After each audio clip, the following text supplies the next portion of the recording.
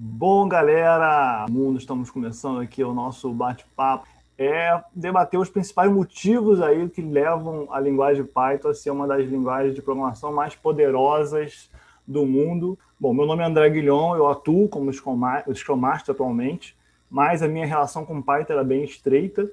E hoje eu vou ser o mediador desse painel, eu também sou organizador líder aqui da sala. Nós temos o Rafael Cruvinel, que é engenheiro eletricista, formado pela Unicamp. Dá só um oi aí para a galera aí, o E aí, Rafael. pessoal, prazer estar aqui com vocês. O Cláudio Gomes é cientista de dados da Diretoria de Exploração e Produção da Petrobras, engenheiro da computação, formado no Instituto Militar de Engenharia. Salve, pessoal. Roger Sampaio, cientista de dados, mentor da Data Minutes. Roger Sampaio, dá um oi para essa galera, Roger. Valeu, Roger. Sérgio Berlotto é desenvolvedor há mais de 20 anos e quase metade disso com Python, né? E aí, galera, tudo certo? E a minha queridíssima Vivi Mota, ela é professora e doutora em ciência da computação, co-criadora do canal Peixe no Babel no YouTube. E aí, pessoas? Eu vou começar com o Cláudio, que a linguagem tem esse cunho de ser uma linguagem fácil de aprendizado, uma linguagem que tem uma curva fácil de aprendizado. Como é que você vê essa questão da linguagem Python ser fácil para aprendizado, Cláudio, por favor? Com relação à facilidade de Python, acho que fica interessante se eu buscar um pouquinho da minha história, né? Eu já programo há bastante tempo e eu comecei com Pascal. E aí, na época eu estava no IME, né? E para programar em Pascal eu tinha que descer. Eu morava no 5º andar do IME, lá na ala. Eu tinha que descer para o 3º andar para poder usar um terminal IBM Cabeção. Depois teve aquela época dos Delphi, Borland, que aí já tinha um pouco mais de acesso. Depois surgiu JavaScript, Java.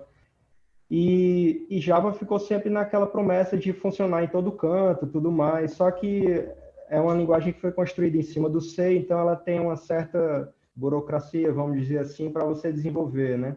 Então, assim, resumindo, hoje em dia, para você começar a programar Python, você abre no browser um Jupyter Notebook, pode ser em Google Colab. Em 2 linhas você já consegue plotar um gráfico, né? Basicamente você faz o import pandas spd e pd.readsv, o arquivo que você quiser importar, .ish, por exemplo. Então, assim, o que torna o Python muito fácil, né, fora a questão da sintaxe, é o acesso à linguagem, né, que qualquer um tem acesso. Você consegue programar Python no tablet, no celular, que basta o browser. Então, acho que esse é um dos grandes fatores que faz com que Python seja muito acessível a muita gente, né? É facilidade na semântica também, né, em relação às outras linguagens também, né?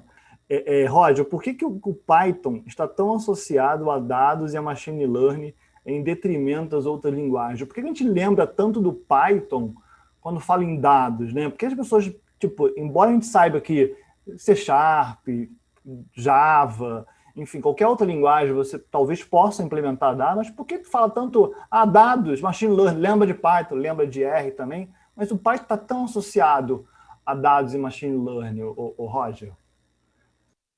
Vamos lá, fala meus guerreiros, existem vários fatores para que isso aconteça. O fato, por exemplo, da própria linguagem ser open source, ou seja, ela não ser proprietária, facilita muito. Como ela é open source, isso incentiva as pessoas a desenvolverem. Existem milhares de desenvolvedores que estão ao redor do mundo desenvolvendo direto para o Python. Isso faz com que tenha muitas bibliotecas. Então, hoje, praticamente, você tem biblioteca para tudo que você precisar. Você não precisa reinventar a roda. É diferente, por exemplo, de uma tecnologia proprietária. Se a gente pegar, por exemplo, uma que pertence à empresa X. Algumas bibliotecas que o pessoal falou, né? O Pandas, por exemplo, famosíssimos, tem o Scikit-learn. E por que ele é muito associado à machine learning? Porque existem muitas bibliotecas para machine learning, né? E acaba que ele se tornou a linguagem favorita dos cientistas de dados. O fato da própria semântica, da própria facilidade da linguagem também incentiva, porque, por exemplo, você para programar em Python, você não precisa ser graduado em ciência da computação, você pode ser de qualquer área, né? Eu gosto da seguinte comparação: quem programa em Python é como se estivesse escrevendo uma carta em inglês para o computador, porque os comandos São exatamente aquilo que eles parecem ser. Por exemplo, você tem um comando lá, read underline CSV. Aí você pega, o que significa read? É o verbo ler.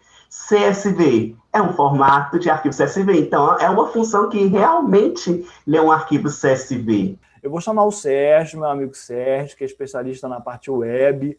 Mas o web, quem conhece um pouco de Python, sabe que tem sempre aquela coisa do Django versus Flask, né? Vou começar. Qual é o melhor? Qual é o pior? Existe melhor ou pior? Existe o Sérgio, para uma situação é isso, para uma situação é outra. Você escolhe por situação, escolhe por melhor ou pior. Existe rixa, existe...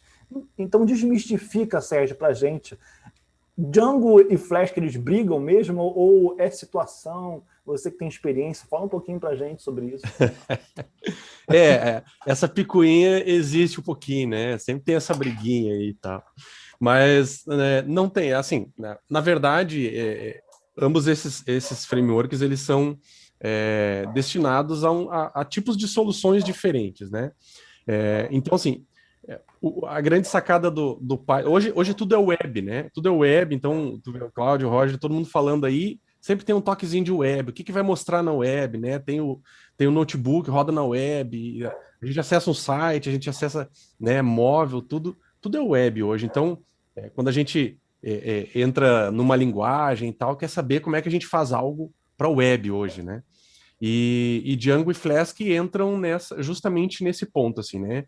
Em exibir conteúdo para a web, né? Focado, porque eles abstraem toda aquela trabalheira, né? De protocolo, de HTTP, enfim, comunicação de rede, etc. Eles, né? Suprimem essas necessidades para a gente. E a gente se preocupa basicamente com o nosso conteúdo, né? O que é que nós estamos montando? É um sistema de blog? É um sistema gerencial? O que é que nós estamos montando? É complexo, né? E tal. A gente se preocupa com o conteúdo. E aí, Flask e Django, eles tomam um caminho um pouco diferenciado, né? O Django, ele é um framework que é mais completo, né? Então ele já vem com uma série de ferramentas e pré-definições prontas, né, para serem aplicados numa situação um pouco mais complexa, né, aqui mais completa e mais complexa também. A que ponto, né? Por exemplo, ele nos permite já criar um sistema que usa banco, que gerencia o usuário, que precisa de uma parte de administração de dados, por exemplo, muito rapidamente, né? Com poucas linhas e poucas horas ali, a gente, se pá, num dia, a gente consegue criar um sistema gigante, assim, né? Só focando ali em alguns... uma parte de negócio, basicamente, né? Então, ele já vem com alguns conceitos prontos, a gente aprendendo esses conceitos, aprendendo esse caminho, a gente cria um baita sistema, né, gerencial, sei lá, um RM, né, alguma coisa assim, pronta, bem rapidinho. O Flask, por outro lado, ele é mais fit, né? Ele só tem a camada principal de comunicação e tal, e ele te permite diversificar as tuas soluções. Tu não é obrigado a colocar um banco de dados, não é obrigado a usar um template, enfim. Então ele sai um pouco dessa área de ter alguns conceitos já prontos e te permite diversificar a tua solução, né? Então, se tu precisa de uma soluçãozinha mais slim, né? Provavelmente tu vai ir para pro lado do Flask, né? Então, a grande diferença, né, do Django e Flask o Django ele tem um ORM próprio, né, que é aquela camada de gestão de dados, de banco de dados. Ele tem o Django Admin, que é a parte que nos facilita essa questão de gerir a informação, né, para o lado, fazer o back-office, né? Então, vou gerir meu usuário, vou gerir meus dados e tal por trás, que o meu cliente não precisa ver. Então, ele tem isso muito fácil, né? E tem um sistema de templates muito forte também, né? O Flask, ele preza muito a velocidade e a simplicidade, é bastante aplicado em APIs e microserviços, né, que são conceitos muito utilizados hoje, e ele não possui um ORM fixo, né, o que facilita, por exemplo, utilizar bancos no SQL. Com o Django já é um pouco mais complexo isso, mas por lado do Flask é um pouco mais fácil. Esses frameworks, eles abstraem tanto a linguagem, de um modo geral, que se você for fazer uma aplicação simples, assim, se você não for aprofundar muito, fazer grandes aplicações, assim, se o cara talvez não conhecer muito também, e talvez quiser resolver problemas simples, tal, conhecer de lógica, ele consegue até fazer um sistema sem conhecer muito até de Python. Ele consegue criar a aplicação, entender a lógica da coisa ali, ver mais ou menos, ele cria um if then else ali, mais ou menos, como é que funciona a sintaxe do Python, e ele acaba nem conhecendo tanto a linguagem de Python e coloca o sistema para rodar. Os frameworks, eles vêm justamente para isso, né? Para abstrair aquela parte chata, aquela parte que não é interessante para o negócio, né? Porque quando tu constrói uma solução, um site, um sistema de gestão, ele é para justamente abstrair. Eu não preciso estar me preocupando com rede, né? Com protocolo, com comunicação daqui para o TCP do banco. Porque, cara, isso daí é para... Né? Não é necessário que eu me preocupe com isso. E o framework, eu acho que no conceito geral, ele vem para nos auxiliar nisso, né? E se tu consegue se preocupar só com o negócio, eu acho que ele está atendendo muito bem a esse propósito, né? O Python também, a gente pode fazer jogos com Python. E até que ponto o Python cria jogos hoje? O Python está em que nível? Como o Python está nessa questão de jogos, Vivi? Eu acho que vai muito também dessa questão do encapsulamento do seu estudo, né? Quer dizer, eu quero só fechar isso daqui, então eu vou aprender só esse pedacinho aqui. Então, assim, eu vou aplicar isso para o desenvolvimento de jogos em Python, não é que eu quero aprender a desenvolver jogos para poder tá lá e sair em todas as plataformas. Não, é mais uma forma de aprender o Python mesmo, porque a Pygame, ela é muito legal, ela é uma biblioteca que já tem 20 anos, né? Então você vê que o Python está aí, né, há muito tempo já nessa, mas não é competitivo, tá? Ela não é uma biblioteca que permite 3D, por exemplo. Dá para fazer umas mutretinhas, mas é uma coisa mais 2D, então eu vejo mais como uma forma de aprendizado, de você começar de algum lugar, para você não ir direto para uma engine, que acaba que a engine ela te facilita em muitas coisas, obviamente, mas se você quiser aprender mesmo, sabe, colocar na mão, entender como é que você faz a coisa do zero, como se alguém aqui já mexeu com C++, pegar um OpenGL da vida e destrinchar aquilo, então, assim... É mais nesse sentido. Então, ele não é competitivo, tá, na criação de jogos, mas dá para fazer muita coisa bacana em 2D, inclusive jogo online, né? Porque, justamente, o grande lance do Python é você jogar libpipe lá e sair 500 milhões de bibliotecas. Então, você pega a Pygame, junta com uma questão de socket, junto com uma outra questão de redes, e você consegue fazer um jogo online multiplayer. Então, assim, eu acho que para o ponto de vista de educação, né, de você estudar a linguagem, de você entender a linguagem, é muito bacana. Mas ser competitivo, aí não dá ainda, porque não é o ponto da Pygame, sabe?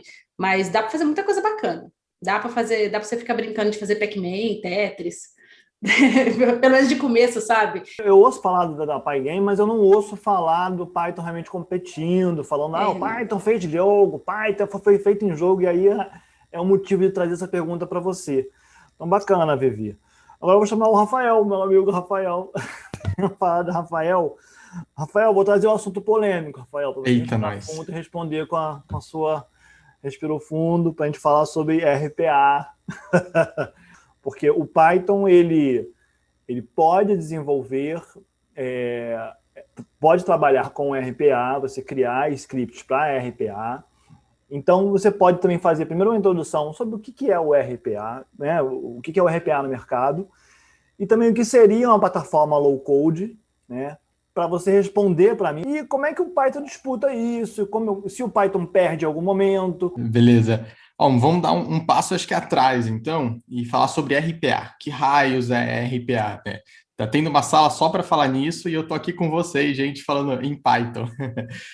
Robot Process Automation. É você pegar todo aquele processo repetitivo que tem no seu ambiente de trabalho e automatizar.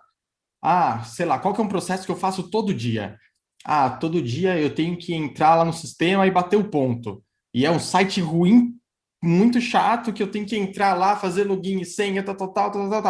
É um processo? É. Dá para automatizar? Dá. Então, esse é um processo que poderia você apertar um botãozinho num script lá e executar esse processo. Sei lá, um processo de pedido de férias, mandar e-mail, receber e-mail, todos esses processos operacionais que existem, que tem um volume, que é muito chato, que é perda de tempo, mas é necessário nas grandes empresas, né, para funcionar, são automatizáveis, né? Que daí entra a questão do RPA. Ou seja, são robôs, automações, que entram nos sites, clicam nas coisas, mexem, pode colocar depois uma visão computacional, ou até para automatizar alguns sites, né, de Django que o Sérgio poderia fazer.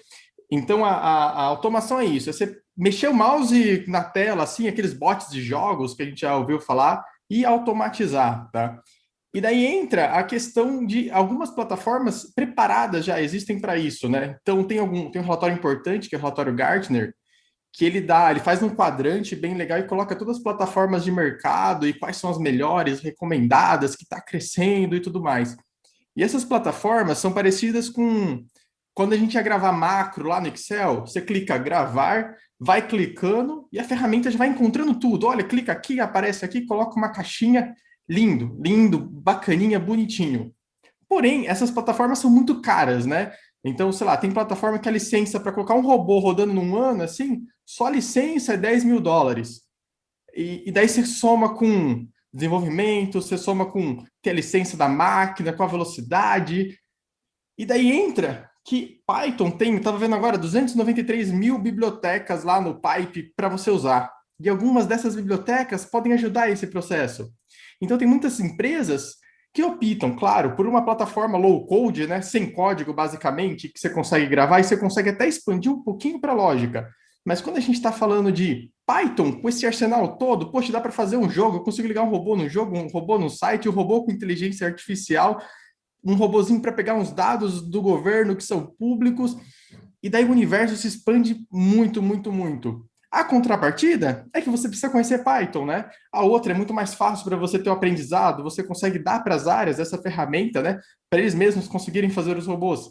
Mas quando a gente precisa de uma velocidade maior num robô, uma robustez maior, ou até uma economia de valor assim gigantesca, né? Porque Python é open source, aí Python entra para valer assim, eu acho que o limite acaba não tendo, né? Inclusive, algumas dessas ferramentas possibilitam até você colocar scripts Python para ajudá-las. Então, por que não a gente já ir direto para Python e fazer todas as automações nossas diárias, de ponto, de e-mail, de mandar Slack, de automatizar site? Então, eu acho que esse diferencial que o Python traz por ser open source, precisando, é claro, a pessoa aprender essa linguagem, né? E a gente incentivando aqui para automatizar a vida toda aí de todo mundo com alguns scripts bem legais aí que dá para fazer de forma muito rápida. Provocando aí André, nossa... Oi. O próprio Cláudio, ele estava conversando com a Vivi aqui, fazendo perguntas com relação a utilizar o Unity, se tem alguma biblioteca que possibilite utilizar Unity com Python. E se a Vivi já tinha tido alguma experiência com relação a isso. Vivi, se você quiser externalizar a resposta para todos. Eu estava até aqui já fazendo altas conversas aqui, porque ele inclusive achou uma biblioteca que dá para fazer com APIs em Python, só que ainda assim a Unity não tem um aceite, vamos dizer assim, tão claro para outras linguagens. A Unity, para quem não conhece, é a engine top para fazer jogos. Ela e o Unreal são as duas engines mais utilizadas hoje em dia. Mas para Python não mais, assim, não tem uma coisa muito forte. Eu estou vendo aqui que tem algumas formas de, até meio que o Rafael falou, de automatizar certas coisas, alguma coisa de script, mas para fazer o jogo em Python e jogar na Unity, não vi nada interessante ainda. Mas tem umas coisinhas legais, assim, de você pegar do C# para jogar para o Python, mas acho que não o jogo inteiro, pelo que eu estou olhando, porque a Unity hoje ela funciona com C# mesmo. Ela já teve suporte para JavaScript, mas parou, não dá mais suporte. Então, assim, é o tem e não tem. Existe um Python para usar no Unity, mas não é tão rico quanto usar o próprio C#. Na época eu cheguei a testar, comecei a brincar com o Pygame, né? E aí eu fiquei um pouco, assim, meio desanimado com a performance e com os recursos, né? Porque a gente vê que ela é bem simplesinha, não é igual ao Unity que você vai colocando game object, que você consegue fazer um jogo super rápido, assim. Aproveitando, pegando o gancho do Rafa ali, André, a gente teve uma pergunta para ele. Se as bibliotecas do PyInput e o PyAutoGui são exemplos dessas automações que você estava citando. Perfeito, perfeito. Tem algumas bibliotecas, como o PyAutoGui, que permite você mover o mouse na tela, identificar um pixel, fazer o comparativo com imagem. É isso que precisa para fazer uma automação, né? Você realmente entender o que está acontecendo, fazer um clique lá, até automatizar um jogo aí que a Vivi fez aí. Essas ferramentas que deixam você ver o computador e você mexer o mouse e mexer mal o teclado, né? Mandando comandos. São essas ferramentas. Tem uma Selenium, é muito boa para web também. Tem uma que é o PyAutoIt. O AutoIt é uma ferramenta muito legal de automação, só que daí o pessoal pega todas as DLLs e joga para o Python para ficar muito mais fácil. Então tem várias ferramentas aí. E o que a gente acabou fazendo, né, nos projetos aí, a gente criou o nosso o Allspark, aquele cubo do Transformers, que tudo que toca vira robô. A gente acabou fazendo um framework que juntou todas essas bibliotecas aí. Nossa, essa biblioteca é muito boa para clicar, vamos jogar aqui. Vamos importar ela, colocar no requirements lá e sucesso. Poxa, web, Selenium, vamos colocar aqui. Nossa, quero transformar meu robô em um site, porque eu estou fazendo por requests e tal, e eu consegui conectar numa API, eu consegui mesmo entender como que o site está formando, então pego o HTML e jogo lá. Então eu coloco num Django, por exemplo, ou num Flask. Então, assim, o importante é você não se limitar, né? Já que você está indo para se você for seguir o caminho da RPA para o Python, cara, não se limita. Se tem algo aqui que serve para uma coisa bem específica, para conectar num sistema de VoIP, Twilio ou um outro para SMS, vai colocando tudo, porque Python dá essa facilidade, isso que é legal. E daí, se não atender, você troca, você cria uma classe bem bonitinha, uma biblioteca bem bacaninha. Mas eu acho que esse é o valor que o Python tá. Então, se você usa uma outra biblioteca, totalmente nada a ver com essas, mas você está fazendo automação, você está gerando eficiência, é automação, e a gente está aí para facilitar a vida mesmo. O Machine Learning está ao alcance de quem está começando? Ou é uma ideia do tipo assim, é uma coisa que o cara que está experiente no mercado, que tem tempo de vida, de trabalho, que começa a pensar no Machine Learning, ou o iniciante, no iniciante no Python ele já pode pensar em Machine Learning, já é uma coisa mais para iniciante? Como é que é isso? É uma coisa tipo, Machine Learning é uma coisa, nossa, uma coisa IA, inteligência artificial, é uma coisa, nossa, coisa de quem é sênior?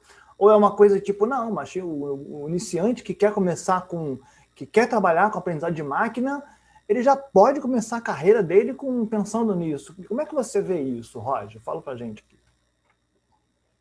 Vamos lá, né? Primeiramente, Machine Learning é uma das habilidades, inclusive, a das mais quentes, né? Quando a gente fala de cientista de dados, faz parte de um cientista de dados, ele realmente constrói os modelos preditivos, né? E são extremamente poderosos. Ao contrário do que muita gente pensa, você não precisa ter muita experiência, ou ser um expert em matemática, em estatística, para construir modelos preditivos. Na verdade, a abordagem que eu acredito que funciona, você pode começar a construir seus primeiros modelos preditivos sem entrar em detalhes nos modelos. Eu acredito que é até uma forma interessante, didaticamente falando. Você começa ali, usa o modelo, e depois, à medida que você for entendendo, você vai se aprofundando. Porque se você começar do lado inverso, você vai se assustar. Porque se você começar realmente a abrir um modelo lá, abrir um KNN da vida e começar a entender, aí você vai ver que tem parte de integral, de estatística, coisa bem avançada, e fala, não é para mim. Então, inclusive essa abordagem, quem usa ela é a DSA. Lá nos primeiros módulos da DSA, lá pro finalzinho do primeiro capítulo, inclusive, ela já começa a introduzir Machine Learning. Mas é claro que para chegar no Machine Learning, você tem que ter consciência que existe uma etapa anterior. A Machine Learning, gente, nada mais é do que a cereja do bolo. Todo mundo quer usar Machine Learning, né? Chegar lá, construir um modelo, mas acredite, é a parte mais fácil. Com 2 linhas você constrói um modelo preditivo, mas para você chegar nessa etapa, você tem uma série de coisas que precisa fazer antes. Quem já ouviu falar da ETL? A preparação, a coleta, a transformação.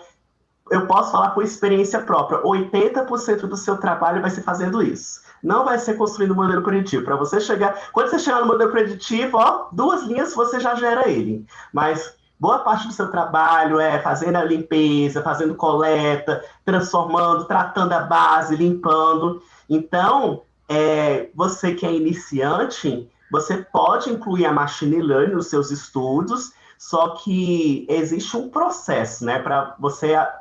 Antes de incluir Machine Learning, você precisa aplicar... Na verdade, é um processo da ciência de dados. Primeiro, você coleta os dados, entende o negócio, depois vai a coleta de dados. Aí você tem que saber, esses dados podem estar onde? Eles podem estar em diversas fontes de dados. Então, você precisa saber banco de dados, porque você vai precisar, ocasionalmente, buscar em um banco de dados relacional, em um banco de dados também não relacional. Como é que faz o que a gente chama de análise exploratória, né? Como é que a gente limpa os dados? Você vai precisar, inclusive... O Python tem bibliotecas para isso, famosíssimo Pandas, que permite você fazer a limpeza dos dados, para depois você partir para Machine Learning, né? Você pode incluir nos seus estudos, mas considerando que existe uma etapa antes. É um processo. Primeiro, conforme eu disse, primeiro você entende o negócio, depois você coleta os dados, faz a análise exploratória, que é toda a limpeza, a transformação, para depois vir a Machine Learning. É como o Roger falou, né? O modelo é a cereja do bolo, é aquela última coisinha que você coloca para poder fazer o seu processo de machine learning. E tem todo um caminho antes. Então, assim, ainda um pouquinho antes do que ele falou, tem a questão do acesso ao dado, que é hoje um desafio em todo canto, né? Ainda mais com LGPD e tudo mais. Que tipo de dado você vai disponibilizar? De que forma? Será que qualquer pessoa pode ter acesso àquele dado, podem fazer o que quiser com ele, podem tratar de qualquer forma, e se, dependendo do modelo que você for fazer, se tiver como rastrear a pessoa, está identificada naquele dado, será que tem algum impacto na LGPD? Então, tem muita coisa aí. E fora a questão do tratamento do dado, né, que ele também falou, a questão da engenharia do dado, ela é muito mais importante do que o próprio modelo. Porque, vamos supor, você faz todo o ETL bonitinho. Você chega lá e constrói uma base uma tabelão cheio de números. E aí você vai jogar no modelo, pode ser que ele tenha uma previsão horrível. Então você tem que ainda trabalhar em cima disso, procurar ver relacionamentos escondidos entre eles. E aí, quem sabe, depois de um bom tratamento, praticamente qualquer modelo sirva. Entendeu? Então, assim, realmente perfeito. O modelo é a cereja do bolo. Perca 80% a 90% do seu tempo nos seus dados. Todo o fluxo, tornar isso fácil, automatizado, tornar repetível também, porque tem gente que joga no notebook e diz assim, tá aqui o modelo. Não, cara, fez o notebook, isso é um teste, né? Coloca isso no pipeline agora de produção, vamos ver se funciona. É verdade que o Python ensina os computadores a enxergar, Vivi. Claro, claro. Essa tal da visão computacional. O Python faz os computadores enxergarem. Explica pra gente isso, como funciona isso. Ele vai enxergar tudo que você está colocando, só que em números. Sabe aquela imagem do Matrix? Eu fico muito triste que um dia essa referência vai ficar muito antiga e ninguém vai entender. Mas na área de imagens da computação, a gente tem classiconas, né? Computação gráfica, processamento de imagens e visão computacional. Computação gráfica, normalmente, a gente lida com reconstrução de coisas, nessa parte mais 3D e tal, e simulações. Quando a gente vai para processamento de imagem, pensa em filtros. Bem rude aqui, tá? Mas pense em filtros. E quando você vai para a visão computacional, é justamente você pegar aquela imagem e tirar uma informação dela. Quando você está procurando um rosto e identificando aquela pessoa, que inclusive dá muita treta, procurando objetos em cena e você fala que objeto que é aquele, então sim, você consegue ensinar ao computador, né, que ele olhar uma imagem e falar, olha, aqui tem uma mesa, tem um livro e o livro está em cima da mesa. A diferença é que o computador vai enxergar um monte de número. Ele não vai enxergar o livro, ele não vai enxergar a mesa. Mas vai ser uma grande matriz, né? Se for uma imagem de 2D, né? Se for vídeo, vai ser uma imagem com 3D, porque tem o tempo.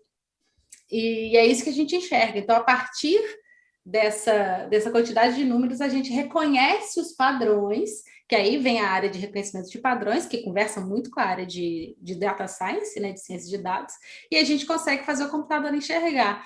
Uma das bibliotecas que a galera mais usa é o OpenCV, né, que é o Open Computer Vision, que é uma biblioteca, assim, fenomenal, que tem de tudo. Ela funciona super bem no Python e ela conversa super bem com Scikit-learning. Essa visão computacional tem a ver com aquela coisa que a gente vê, às vezes, num vídeo, que vê uma imagem que vai andando, aí tem um quadradinho que vê uma pessoa. Isso, aquela bola, parte de vê tracking. Um carro, ele vai... A Iolo, que é um algoritmo de detecção, é isso. É você conseguir achar coisa. A Iolo é sem noção, né? E ela é feita em C. Mas tudo bem. Você detecta e você consegue falar, isso é um carro, isso é uma pessoa, isso é uma faixa, isso é um poste, isso é uma coisa. Ele consegue fazer isso tudo e faz em tempo real. E é bem o que o Roger está falando, né? Pura álgebra linear, que é muita matriz. E o mais maluco é que todo mundo aqui já treinou, né, essa visão computacional, né? Quando a gente preenche aqueles captchas do Google, que aparecem as imagens, na verdade, a gente está treinando a inteligência, a visão computacional do Google. Então, antes lá, quando a gente estava digitando os textos, a gente estava traduzindo um monte de livro para eles. Exato. Então, enquanto vocês pensam na pergunta, eu vou fazer uma aqui até que você me lembrou, Cláudio, sobre a interoperabilidade de Python, essa integração, essa facilidade que o Python se conecta com tudo, né? Essa integração, ela realmente supera as outras linguagens, ela está muito interligada com tudo. Você lembrou bem quando a gente bateu um papo essa semana sobre isso. Fala um pouquinho para a gente sobre isso, rapidamente. Então, talvez isso tenha a ver muito com a forma como o Python foi desenvolvido, né? Ela é toda padronizada, uma linguagem que é construída em cima de padrões. E acho que foi o Roger que falou que o fato dela ser open source, ela meio que incentiva que a comunidade desenvolva para Python, né? Então, as pessoas começaram a usar e abusar do Python, né? E aí perceberam que você criar um componente para Python, um objeto, fazer uma ligação com outras linguagens é muito simples, né? Isso, em parte, é o que fez com que Python se tornasse tão poderoso com Machine Learning, que Python e Machine Learning é C. Basicamente é C por trás, né? TensorFlow é C, PyTorch é C, tudo é C. E mesmo as linguagens mais novas, como Julia, na hora eu estou só lembrando de Julia, mas Julia, por exemplo, ela tem uma grande interoperabilidade com Python. Justamente porque, por Python ser completamente orientado a objeto, né? Tudo é objeto em Python, até o tipo inteiro, você consegue criar muito facilmente componentes, e esses componentes eles conseguem se integrar facilmente com outras linguagens. Por exemplo, Python tem compilador em tudo que é linguagem. Tem compilador de Python em C, né? Que é o próprio Python, tem alguns que compilam Python para bytecode, o Cython, se não me engano, deve fazer isso. Você tem Jython. Então, assim, essa parte, né, essa padronização da linguagem e o fato de ser open source, ele facilita bastante você criar componentes que conversem com outras linguagens. E também acaba facilitando você reaproveitar códigos que você fez anteriormente, né, para programas inteiramente em Python e utilizar ele em programas em Java, por exemplo. A primeira pergunta do Marco Reis é muito interessante, que ele pergunta que há muito conteúdo na internet, mas para quem está começando no Python, quais materiais, conteúdos vocês recomendam? Tem algumas pessoas que eu indico, tá? Que é o Lucas Latari, do Universo Discreto, que ele tem um material bem bacana, tá? E gratuito. A Kizzy e o Ali, do Programação Dinâmica, eles têm um material muito bacana. Então, esses dois são free, sabe? Então, e são pessoas que têm uma didática, assim, maravilhosa. Então, para você começar, acho que é muito, muito bom. Alguns que eu lembrei, não vou falar a marca, não. Eu gosto muito da abordagem que o André até comentou, é você escolher qual área você quer ir, né? Porque daí você consegue aprender muito nisso. Poxa, eu quero aprender a fazer um jogo. A Vivi vai comentar lá para frente. Pode ser um caminho, por quê? Porque você vai evoluindo, vai entendendo o que está acontecendo e vai seguindo. Ah, não, eu quero ser web. Vamos lá, vou aprender Flask, eu vou aprender Django. E vai seguindo nessa carreira. Porque aos poucos você vai ter essa imersão, vai encontrar dificuldades, erros lá, e daí vai conseguindo expandir, né? Você tem um objetivo. Se você chegar aqui e falar que quer tudo isso que a gente conversou, cara... Nossa, não, Coitado. Foca. Então escolhe uma Tenha área, foca foco. uma área e segue, daí você vai encontrar conteúdo bem legal sobre tudo isso. Eu gosto de sugerir alguns sites. Tem o W3 Schools, que é conteúdo gratuito. Na verdade, tem para várias linguagens lá. Então, para quem está querendo começar, é bacana. E tem também dois sites de exercício, né? Porque toda linguagem que no começo, né? Mais no começo, quando eu queria aprender, a maior dificuldade que eu tinha era para que eu vou utilizar isso, né? Então, tem o site Exercism, eu escrevo lá depois. E tem o HackerRank, que tem vários exercícios, eles chamam de desafios, né? Que hoje em dia tudo tem gamification. E aí você vai do muito fácil até meu Deus, que troço é esse? Então, Legal. Eu vou colocar todos esses links aqui, e fora o site o canal do ScienceDex no YouTube, que é muito bom. Gente, e até mesmo o próprio site do Python lá tem como começar com um passo a passo bem interessante, bem iniciante. Gente, eu vou aproveitar e puxar o gancho para a próxima, que tem a pergunta que está bem nesse contexto, que é: Devs, estou iniciando agora na área da programação e gostaria de uma luz sobre o que é mais importante focar no começo, em relação à parte matemática, pois sempre foi meu ponto fraco. Não tenha medo.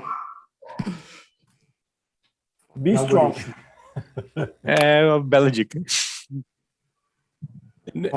Nessa parte já, e inclusive puxando um pouco aquilo que o Rafael falou ali também, né, da questão de focar em alguma área e tal, né?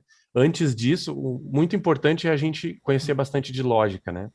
É uma base para tudo, assim, para qualquer linguagem, inclusive, né? Mas, por incrível que pareça, estudar lógica não é tão difícil quanto parece, né? Se a gente começa com coisas, exercícios simples, e tem muitos aí pela internet, até não tem um para indicar assim exatamente, mas tem muitos exercícios de lógica na internet, começar a fazer pequenos exemplos, e entender aqueles pequenos exemplos, né? Uma funçãozinha que resolve, né, um detalhe muito específico e tal, e às vezes até português estruturado, que é escrever em português, né? Se, então, se não e tal. Acho que esse é o ponto chave assim para iniciar a programar, né? Então, antes de pensar na questão matemática aprofundada, que a Vivi, Rafael e o Roger estavam comentando ali bastante, né? Eu acho que esse é o básico, assim, entender o end, né? O end, o or, como é que funciona esse negocinho, essas condições. E aí depois, né, toca em frente na parte web, na parte de dados, na parte, né, matemática, fazer umas integrais, né? Gente, a gente brincou aqui dessa pergunta do rapaz aqui em relação à parte matemática, sempre foi meu fraco. Infelizmente não tem receita matemática. Eu aprendi, como tudo na vida é repetição, consistência, disciplina. Tudo na vida. Absolutamente tudo na vida. Eu vou dar um exemplo sem nada a ver. Por exemplo, eu estou aprendendo a tocar violão. Na pandemia, eu tenho um violão que eu tenho há 10 anos aí. Eu peguei esse violão e comecei a tocar. Hoje eu toco 10 músicas, estou feliz da vida. A minha esposa, na pandemia, começou a andar de patins, também estou começando a andar de patins. Você tem que todo dia fazer alguma coisa que você queira fazer. Eu tenho dificuldade na parte matemática. Então, você tem que começar a todo dia praticar esses algoritmos. Eu tenho dificuldade na lógica. Tem que treinar todo dia. Às vezes, a gente se engana em fazer um cursinho. Eu vou fazer um curso na Udemy. Estou fazendo curso. Estou aprendendo. Não está aprendendo. Se você fizer o curso roboticamente, você não vai aprender. Você vai fazer aquelas 20 horas e vai fazer... fiz o curso. Eu fiz muito curso quando era garoto e terminava o curso... E quando acabava o curso, eu não sabia fazer nada. Porque eu fazia o curso e roboticamente faz o curso de 20 horas e na verdade, estude 600 horas. Porque faça 1 hora, aprenda e faça o teu projeto. Toda essa conceito de achar que as pessoas... o fulano a Vivi tem talento, tem dom, ela foi predestinada, não, o Rafael, o Cláudio. Ninguém foi predestinado. Todo mundo ralou muito para chegar onde está. E todo mundo pode, é só a questão de eu vou fazer. Então todo mundo que está aqui e quer começar uma carreira tem que pensar, hoje é sábado, hoje é sábado, não, hoje é sábado. O que vocês vão fazer? Tá bom, vou poupar vocês de domingo. O que vocês vão fazer de segunda-feira? Vamos começar um curso? Vamos começar a estudar? Vamos começar a fazer um algoritmo? Se não começar, amigo, não tem, não adianta. Então, esse é o recado que eu dou para vocês. Comecem, entendeu? E foco, a gente falou muito aqui, né? Ah, quero começar a estudar Python. Ah, é Machine Learning. Ah, eu gosto muito de estudar Panda, mas tem eu queria tanto estudar dados, mas... Beleza, pega uma parada. Pandas. Vou aprender pandas até o final de 2021. Então, foca assim. Pandas. Vou estudar pandas. Então, no final de 2021, eu vou ser o bambambam em pandas. Pronto. Não precisa... Aí não fica... Ai, tem NumPy, Matplotlib, não sei o quê. Pandas. Pandas. Pandas. Entendeu? Aí acabou. Claro, você pode dizer uma coisinha ou outra, mas assim, esse é o foco. Vocês têm que focar e repetir. É isso que eu demorei, estou indo para meus 40 anos, mas demorei tanto tempo, eu vivi muito isso. Né? Eu acho que é esse o caminho. Eu queria agradecer imensamente a presença de todos vocês, ter aceitado o convite para participar desse bate-papo aqui com a gente. A gente extrapolou um pouquinho aí, mas foi riquíssimo. A galera ficou com a gente até agora. Rafael, Cláudio, Roger, Sérgio, Vivi, o nosso amigo aí, Rodrigo, aí, por ter feito a moderação. E obrigado pela presença de vocês, obrigado pela colaboração voluntária de vocês estarem aqui hoje e obrigado pela presença de vocês de estarem aqui na sala com a gente hoje aqui. E se você que estiver assistindo futuramente também aqui na Jornada Colaborativa, essa live gravada que vai ficar gravada, tá bom? Então, bom dia, obrigado e até a próxima, galera. Valeu, gente. Obrigadão. Valeu. Valeu, Valeu, gente. pessoal.